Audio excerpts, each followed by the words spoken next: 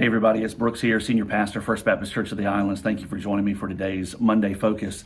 So many of you, I'm sure, are familiar with the events going on around the world, especially as it relates to Israel right now and the Palestinians. And it's so easy to get pulled into kind of a one side against the other as you watch the nightly news or scroll through your news feed. And certainly it is, one group against another that seems to be pulling in more and more groups as well.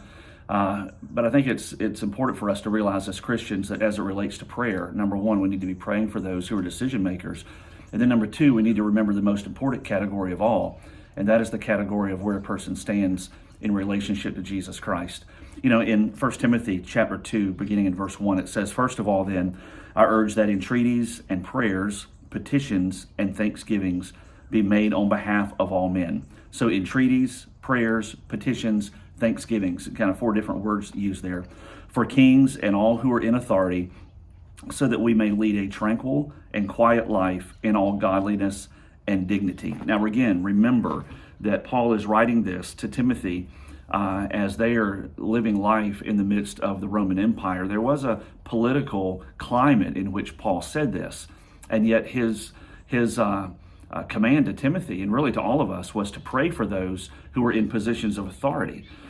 Now is a really good time for us to do that. Not only our own nation's leaders, as our nation has so many issues right now, and so much wisdom is needed for those who lead, but then around the world, as it relates to Israel, as it relates to the Palestinians, as it relates to other nationalities around the globe, we need to be praying. As believers, we have access to God through Jesus. He hears our prayers, and He calls us to pray, and so we need to take advantage of that opportunity, you and me as well. And so I encourage you to let that be your focus this week, and let it carry on into the other weeks as well, to pray for our nation's leaders, to pray for President Biden, to pray for the leaders in Israel, the Palestinian leaders, the global leaders as well. And at the end of the day, to be sure that we are praying, not kind of a, one side against another necessarily, but to pray for the salvation of people who don't have a relationship with God. For God so loved the world, that He gave His only begotten Son. God cares for the salvation of an Israeli as much as He does a Palestinian, as much as He does an American. And so for us, I believe our focus is well served whenever we are praying to God for the things that only God can control, praying for wisdom, praying for the leadership around the world, including our own leaders, but then also when we're praying for the salvation of men and women, boys and girls who are far from God, and to pray for the missionaries who are in some of these regions, even right now, that are looking to share the message of the gospel and to make disciples.